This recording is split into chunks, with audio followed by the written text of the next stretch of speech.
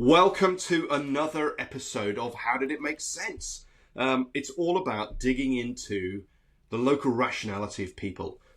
Those who are working in high-risk industries, at the executive level, in all sorts of stuff. And on today's session, we've got Ben, who's going to give us a personal story about risk management in a high-risk activity. And so, Ben, over to you. Who are you, and what do you do, and how did you get to where you are now in life? And you've only got 2 minutes. Yeah, well, it won't take that. Be done in 30 seconds, I think, with anything useful. I am Ben Goodhart. I own a small consulting company called Magpie Human Systems.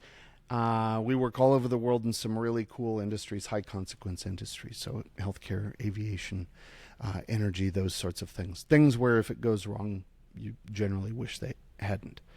And I started in aviation in the early 1990s, one of those high-consequence industries, through a series of unfortunate events that in that industry led to people getting laid off an awful lot. I got into the safety business, and by safety at that point, it was really accident investigation and blaming pilots, which is a really fun pastime, but was really frustrating to me, especially because I had started as a pilot.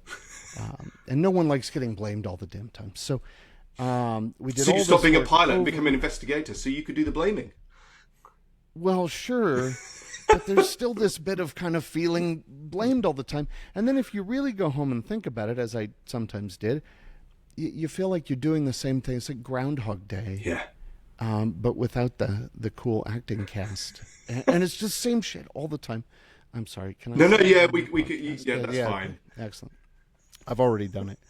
And then you're making no progress. I mean, genuinely, I didn't feel like we made progress. So I had just some really incredible folks that shepherded me along the way and got me into some opportunities outside the aviation industry, and I loved it, and I still love it.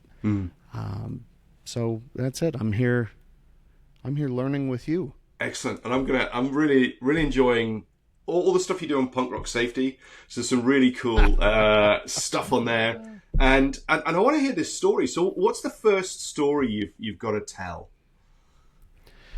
Yeah, so I was thinking about this, Gareth, because, so Gareth is my spiritual advisor on LinkedIn, by the way, if you're listening to this, because I am genuinely awful at these sorts of things, and Gareth is not. So I've been trying very hard to get on LinkedIn, as you know, Gareth, and do something useful.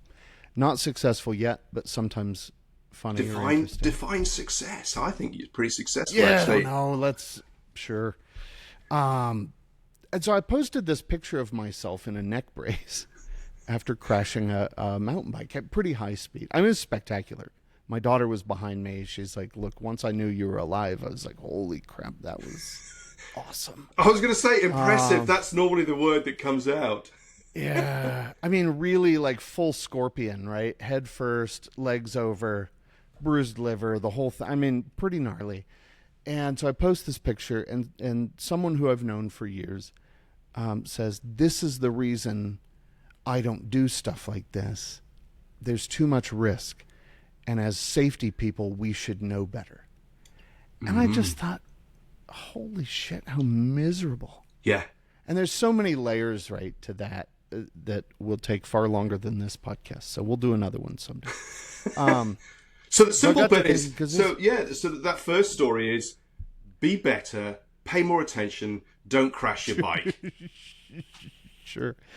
Well, I was thinking about, there's a catalog of just what is often called dumb stuff by friends and family that I've done, but we call it adventure tax. Yes. The kids and I generally. So I used to do a lot of mountaineering, or a lot more than I do now. It turns out work gets in the way of a lot of stuff. But so we're doing this winter climb. Unbelievable climb. We're having a blast. There's 3 of us. It's going as well as winter mountaineering goes, which is sort of applied misery. But there's a purpose to it, right? Like, it's cold, it's wet, you don't have enough stuff, you're hungry. Awesome. All part of the alpine experience, and we're doing it. And we're getting ready to come down the mountain. So we've had a successful summit. We've hung out at the top. We know it's time to come down. There's weather otherwise.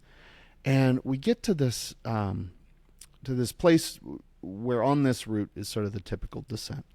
And we get there and there's this sort of generally butt-shaped slide down the snowfield, a glissade. Yeah. Or if you're French, maybe that's glissade. So someone's done it, right? And there's not bodies strewn at the bottom, so presumably they've lived. And this was not our plan. And we're walking around with crampons on. And ice axes as well for brakes, so that works. Yep. All the gear. Ice axes for all the gear, all the helmets, the whole thing. PPE's in place, cool. Roped up at points, right, where it was a little more technical. All good. And we get there and we're talking, and this is a climbing partner, one of these guys that I had climbed with for ages. All sorts of technical, waterfall, ice, rock, all of the stuff. So we knew our abilities really well. We were capable of climbing a lot of times out of touch, even visual, or where we could hear each other. And we knew, right? So we get to this thing, we're like, whoa, what luck. Somebody's trailed or blazed the trail already, so we know that must be safe. That's it, it's cool. And they're not dead down there, yeah, so far as we can tell. So it's been successful if living is your metric. And I said, man, that weather's coming. I mean, we could be having dinner. Yeah. At the time we'd still be on this mountain. What do you guys think? And none of us are sort of dumb in isolation. Well, the two of them are not dumb in isolation. And so we talk it through and they said, well, why don't you go first? Which I took at the time as sort of an indicator of my experience, but I think now sacrificial lamb. Probably closer to that. And so I hop in and get ready. And now, when you're doing a glissade like this, you should never have crampons on. Crampons, if you're not familiar, I know you are, but for listeners, are really pointy things that are strapped to your boots. And they're meant so you don't slide down mountains. Metal teeth that stick into the ice. Sure. And extraordinarily well, by the way. But what we had said was, look, it's not a very long glissade. This is how this starts, right? Yeah. It's not a very long glissade. And I think probably as this thing kind of flattens out, we're going to be in a pretty decent position. So I think we can do this crampons on. I'm going to try it. We've talked it through. No big deal. And I made it, Gareth, a shockingly short distance before I caught a heel, crampon heel, and went just ass over tea kettle. Yeah. And it turns out, like most snowfields, they're slippery and steeper than you think. And this thing went for, I don't know, probably 1,000 feet, 1,500 feet, maybe. So it's a long way and a good head of steam. And it ended on one side in this rock band, and then you'd go off the rock band if you were going that way, and it's about a 70-foot drop. So none of this is sort of compatible with my future success, right? And I am hauling ass down this thing. And I'm holding my ice axe as you're meant to do, right? It's just muscle memory. I'm holding, and I'm just flipping. And I can feel the ice axe poking me as I flip. And I can feel that now, because of the sliding, my pants have also been pulled down. It's really just a bonus round. So I'm hauling ass down this thing. Finally, I get to a point where I can roll. I'm chest down into the ice. I'm laying as hard as I can onto the ice axe, and I stop. Breaking here. And I'm just beat red on my ass from sliding on ice, which is a lot closer to sandpaper than you think. I've got holes in my jacket. I've got holes in myself. I'm scraped up everywhere, and I'm alive. And I'm a long ass way down this hill, by the way. So my buddies are up top, and I can hear them yelling, and I'm tapping the top of my helmet, which is sort of a I'm okay kind of thing. Yeah. And I'm yelling, take your crampons off, which I feel like maybe made sense to them after watching the absolute yard sale. So they came down, crampons off, came down, no big deal, collected me, off we went. And again, if continued life is your metric of success, here we are. But that's it. That's, yet another exciting story of me maybe doing things that books are written about. I think there's an Accidents in North American Mountaineering that is very close to a description of my life. Interesting. So there it is. No, and it's a really interesting bit. And so the discussion that's been in the last few days, you're talking about, you'd mentioned Alex Honnold and the bit about how do you manage risk. And I think it's a really interesting discussion. I dive, I've mountain biked, I've rock climbed, I've sort of free soloed down a face and fell about 30 feet and tore the ligaments in my left ankle and cracked a rib about 2 inches right in my spine. And, you just look at these things and go, that was a bit dumb. But one of the things that really gets me is that risk is given a negative connotation. We only see risk in the negative. And there's always a reward in the positive side of risk as well. So what is it we're doing? Yeah. So in the adventure sports space, and I've just interviewed Ken Wiley for a podcast that'll come out a couple of weeks before this one. And, Ken. it's just talking about we have to get out there and we have to trade off the fun, the experience, against the time, against the money, if you're in the professional guiding business like Ken is. Yep. And how do you trade off these things? And then when people just go and do it for fun, it sits outside of the traditional risk management process because the rewards are all skewed in a very different way. There's no financial benefit, or mainly there's no financial benefit. So what is it that's the reward, and how do we manage that? So mountain biking, mountaineering, glissading. So to talk about that, how do you manage? How do you sort of bridge that between sort of adventure sports and the safety business? And so this is sort of right to the point of you and I having a conversation before. This is sort of the second story behind it, right? The sort of how, and I gave a little bit of that away in the beginning of us sort of trying to rationalize this. It's a weird thing to me to hear those comments about, aren't you supposed to be a safety guy? And that's a really typical And having done, like you, a lot of these sorts of things, rock, ice, mixed mountaineering, all the sort of climbing. I was a whitewater kayaker for years. My shoulder doesn't cooperate so much anymore. And there's times actually, whitewater kayaking is another one of those times where I've nearly killed myself, right? And no financial benefit to it. And, I've sort of prodded at a guy named Preston Klein a couple of times, and Preston I met years ago at a Wilderness Risk Management Institute conference. I don't know if Preston remembers that. He's probably blocked it from his memory. But at the time, what he was presenting on was the etymology of risk. And without getting too esoteric about it, what is so stinking cool to me is that 400 some odd years ago, the word risk, or its root word, was predominantly positive. Mm-hmm. It was predominantly a description of adventure. Wow. Okay. And the reason that I think that's so important is that personal growth, self-discovery, the sort of emotional connections are forged in our brain when we, or accelerated at least, when we are under this sensation of risk. Yeah. And I don't think that's, people talk about adrenaline junkies. For me, it's not that. I get scared shitless doing some of this stuff. So, and I know that, right? And I'm not seeking being terrified. What for me makes sense doing it is sort of this discovery of truth. Like you can't lie to yourself very long in the outdoors doing that kind of stuff. It'll get you. And I think,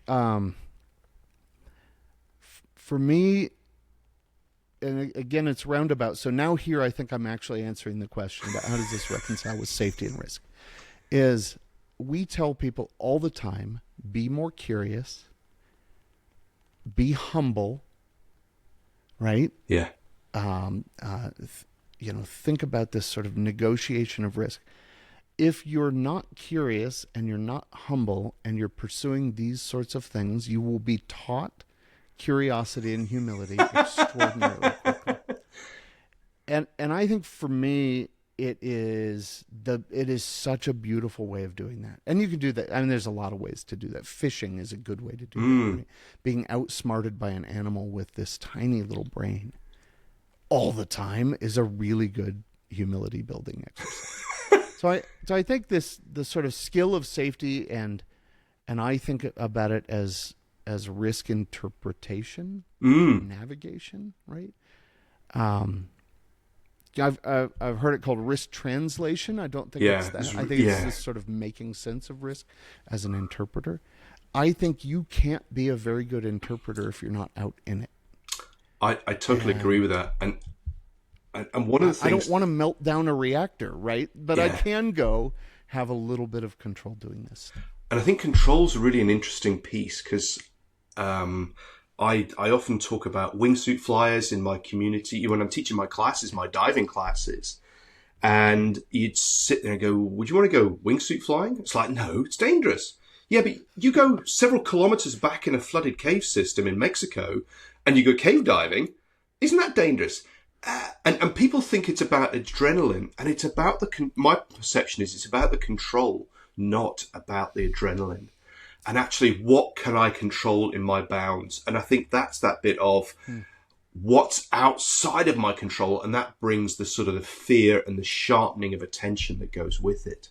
Yeah, and sort of almost the purposeful surrender to lack of control. And I think just here's the thing for me, right? I tend to get, and maybe less so now, but certainly when I was younger, like really anxious in just daily life about, financial stuff, right? Control, right? Or work. Oh, should I make this decision or this decision? Girls. And the point I think I was trying to make when I put Alex Honnold on there is it really isn't that scary. Yeah. Right? Or it shouldn't be. Now, it is what it is, right? It was scary to me. But I think for me, it was a really good way of exercising that and saying, all right, if I'm going to feel out of control, let's pick the out of control. Not so much what I can control, but, I'd rather my bank account not be the thing teaching me the lesson. I'd rather be outside doing something really cool. And that can teach me a lesson too. And that doesn't mean, there is no abandonment of sort of risk navigation or almost the most fun of it is understanding. Yeah. And learning in that real time. And I do think it is, I think Sid Decker, at least at one point, talked about that being a negotiation, right? It is, we say trade-offs a lot, which sounds nicer. Yeah. But it is a genuine negotiation. Go, okay, well, if I can do this, can I do that? And so how do you think, I'm just thinking now of modern sports, of where mountain bikes are now, where mountaineering gear is, where scuba diving gear is. Where do you think technology is shifting that? And technology, I mean, in the general piece in terms of the equipment. You look at what your bike looks like now with a suspension and the disc brakes versus go back 30 years as a thing that probably weighed about 30 pounds. Gareth, I was riding a hardtail mountain bike until 3 months ago. It was a beautiful hardtail, right? But I think they might be onto something with this whole suspension thing. It might catch on. Is that the one you broke when you fell off and you broke your neck? Well, I didn't break my neck, to be honest. Look, if we're going to be clear. And I didn't break, the bike was injured, but not broken. Totally fixable. Okay. All good. I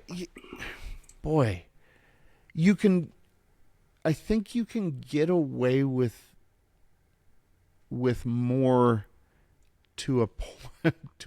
All the gear in the world would not have changed what happened when I went glissading with crampons on. That was independent of outcome. That was a bad choice. It could have ended fine. It was still probably not a great idea. I could have the world's most expensive crampons, the best ice axe, right? But that's not going to save me. But the mountain bike, I think, gives me. I always think about. Oh, so actually, I was just thinking about even the mountaineer. So in that situation is, yes, it's not going to help you in that particular situation because it's using the right gear in the wrong place. But actually, just looking at ice screws and axes and the technology that allows you to get to places that you previously couldn't have done. Yeah. So there's this bit that actually gets you. And diving, though, too. Absolutely. It is. Yeah. The technology allows you to get you to places. And I think that's an interesting one is the diving gear is so reliable that now it is definitely coming down to the human physiology, human health, and the decision-making processes that are there. Whereas before it was... Do you think that that's like... I'm sorry to interrupt. No. But like Air France 447 is a pretty famous example, right, of a heavily automated aircraft that all of a sudden relied on perfect pilot skill. And it ended quite badly, and it's easy, of course, to blame pilots. But I think maybe is that sort of a parallel, right, to diving gear or a lot of the automation, because now there's this belief that it just does it, and it's one of the things that I try to bring into the classes, especially now moving into some of the military rebreathers who are getting more electronics in there, and actually trying to explain to them that their normal operation training burden is likely to go down, but their contingent training burden goes up because they're never going to really encounter it. And so they have to, in the same as, startle training for pilots or upset condition training, you sit there going, what's it doing? Okay. And which happens a lot. Yeah. So I think, from your helmet, that's probably saved your life on your bike crash. Yeah.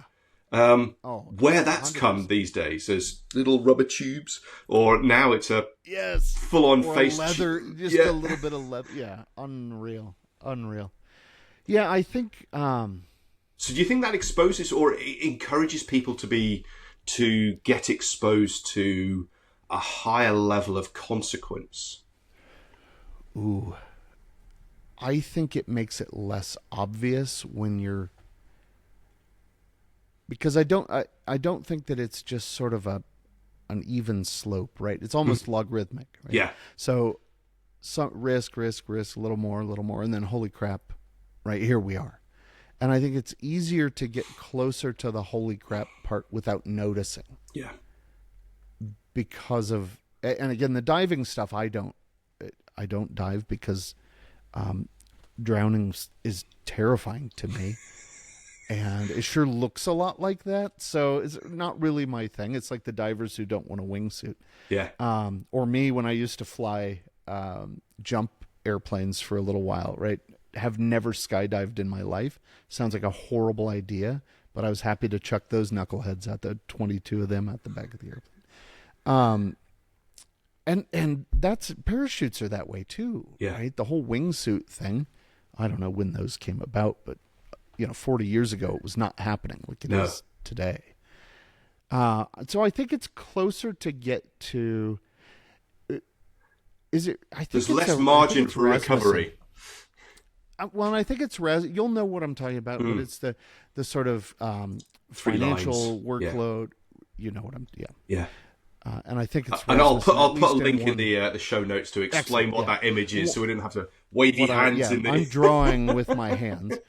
But that part, where we have sort of the boundary for safety, and you can step over it and not something bad. You go 10 miles an hour, 10 kilometers an hour over the speed limit.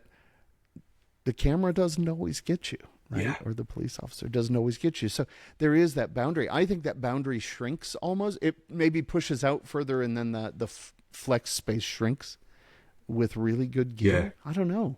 You've got me on this one a little bit, but I'm thinking in real time, which is dangerous. But so I think there's also, and I think it's an important piece, because if we go into the sort of the safety space and the industries that are there, that we've created really safe systems that people are there and they don't understand the energy that's there or whatever. Yeah, that's a good point.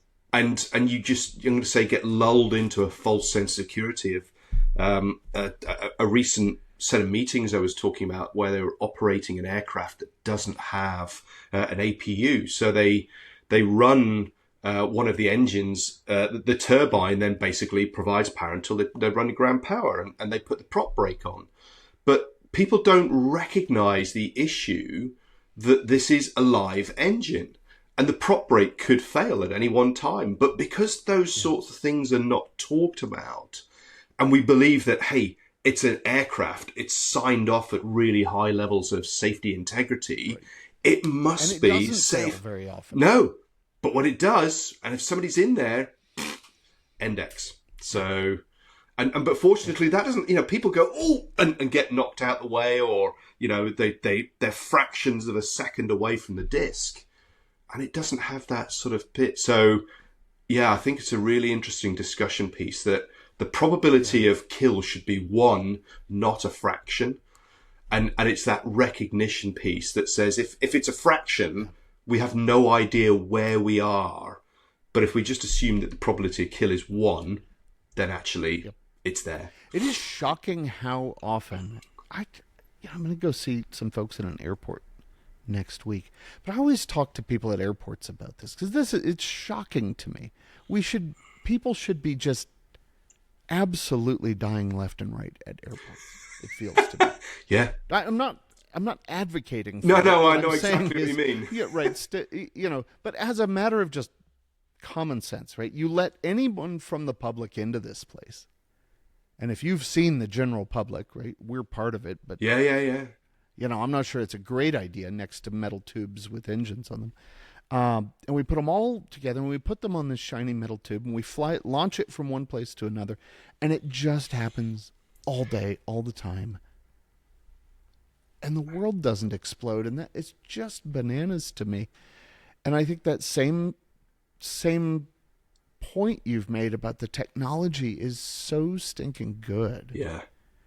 That we forget almost how quickly that probability of 1 ought to be. Is pure magic that it isn't.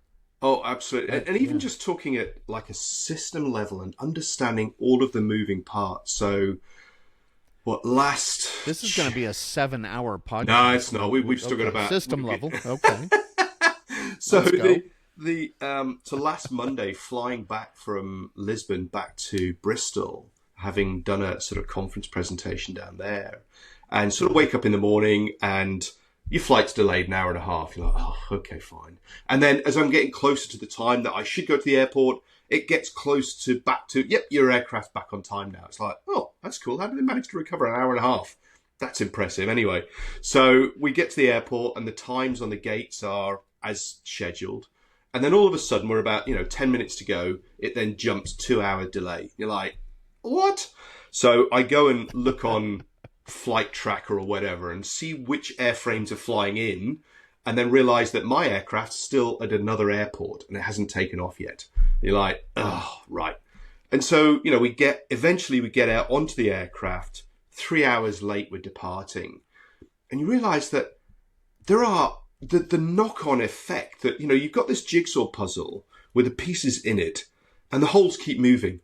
And it's like, right, I'm going to stick my piece in there. Oh, nope, that didn't work. Right. And so aircraft are in places, crews are in places, passengers are in places, bags are in places, and there are slots in the airspace and at the airfield that allow aircraft to move in and out.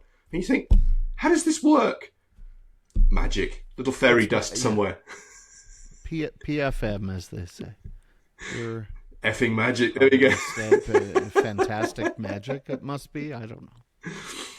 I'm sure there's other words. Absolutely. So it's... I don't know if I've answered anything about sort of the how did it happen or second story, but I think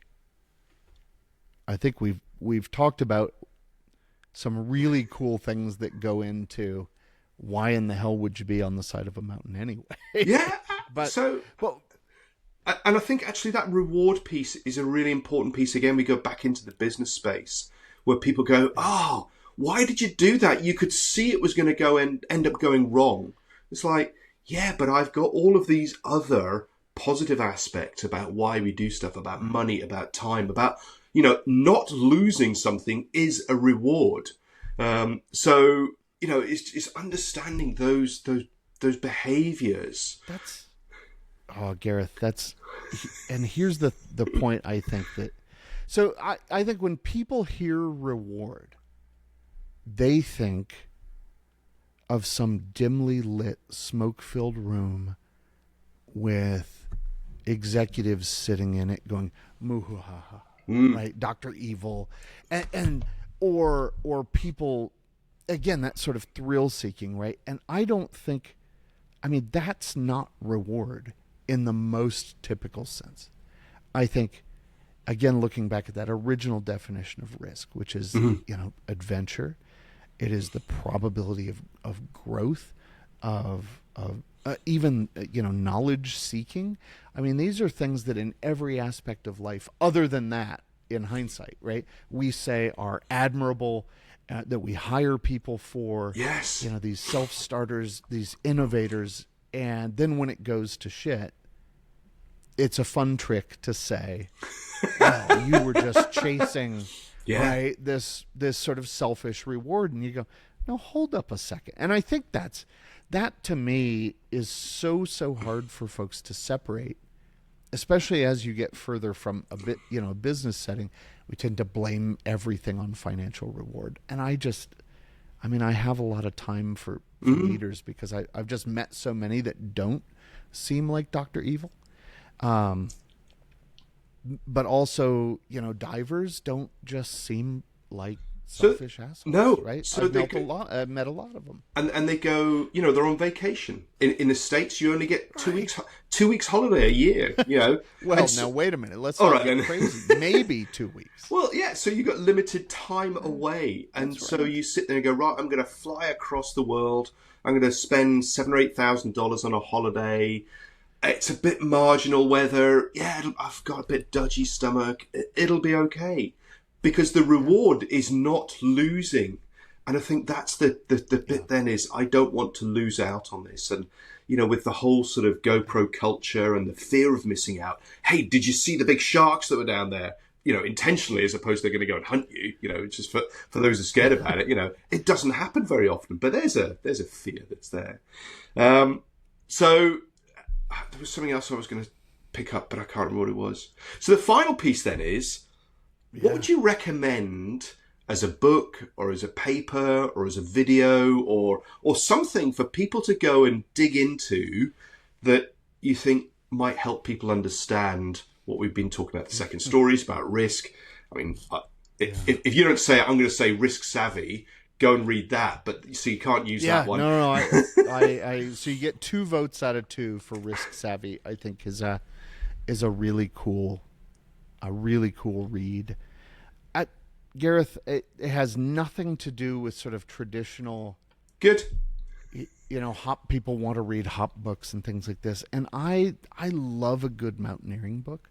So there's a book called -148. Oh, I've not heard this one. It's the first winter ascent of Denali. Wow. Highest mountain in Alaska, 20,320 feet. It's a pretty tall mountain. And a relatively unforgiving mountain on a good day. But in the middle of winters is miserable. So the wind chill, I think... This is Fahrenheit we're talking about, not centigrade. Yeah, sorry. Yeah, Kelvin. It's Kelvin. So it's really cold. So -148 degrees Fahrenheit was as low, I think, as the wind chill calculations scales go down to on the chart, and it was colder than that. And these guys were living in a snow cave, and miserable, losing fingers, losing toes. And you go, what in the world? Why would you do that? And this book it's just a wonderful story about what they were thinking and how they were thinking and how this made sense. And I just think to hear from the people that were in it, like the questions that you're asking, Gareth, Yeah. I think are built into that book. And then Reinhold Messner, who is just one of the premier mountaineers of all time, has written probably 4 or 5 books, and it's a trip to read. He writes completely differently. Yeah. And you can sort of, if you watch some videos of Reinhold Messner, you can sort of read that in his voice, which makes it more fun. But that guy's been on some epic adventures, and it's really stinking cool, I think, to read or listen to and learn from these folks that are just expert navigators of risk. Mm-hmm. So I think it's a little out of no, it's cool. It's and I think that's a really important piece is to explore those different perspectives, because you sit there and go, definitely first story territory. What on earth are you doing? And then you dig into it and go, oh, right, that's it. You're not being incompetent or naive. You're properly aware of what's going on, and you're trying to control those risks as best you can and fail safely as best you can. Exactly, right? And I think that's part of the fun of it, right? Yeah. It's that sort of how well can I prepare to navigate this sort of stuff? And I'm never going to be the subject of a book. Well, not that. Oh, I'm sure you could be. Starting to be a good compendium so far. Not that kind of, look, I'm amateur at best. But it is really, really cool to see what just some of the most interesting folks in the world are doing. And it is unbelievable. Do you ever watch David Letterman? Did you see the old Letterman No. show? Well, then it'll be lost on you. But so for the American listeners, they'll know. But they used to do Stupid Human Tricks, right, was sort of a segment on the show. And I always just tell people, man, that's funny, but I think awesome human tricks are so cool to read about and learn from. Yeah. And it's not always success so much as it's just people doing unbelievably cool stuff. So that's some of it. Minus 148. Cool. Very cool. Thank you. And so the bit about, high altitude mountaineering, just remembering of guys walking on knife ridge edges. So that piece about, failing safely is if they go that side, I have to jump the other way. So you're in this bit of, the only way I can save my mate is now put myself into a similar situation, because we now act as a pendulum at either side of the ridge. And he's like, so what? You really have to like your friend. Yeah.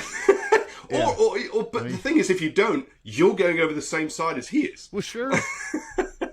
Yeah, I don't know. So it's really cool. It's great to chat to you, Gareth, Ben. you want love to go it. Climbing? so I have... Let's tie ourselves together and see what happens. Yeah, so last February I was up in Calgary teaching a class, and one of the students there is a nice climbing instructor up there. She's like, Sabrina's going, come on, let's come out. So, and I love Calgary, so it's, maybe next year. I need to lose a few pounds, but then look, I'll go first. I think we've established it's kind of a norm. It was more about me hauling my weight up as opposed to you. Yeah, no, look, I'm telling you, it's a comparison. Once you're compared to me, you'll feel fantastic. Excellent. Ben, thank you very much, and looking forward to seeing you in real face-to-face time at some point. So thank you, and keep the punk rock safety going. Thank you, my friend. Take care.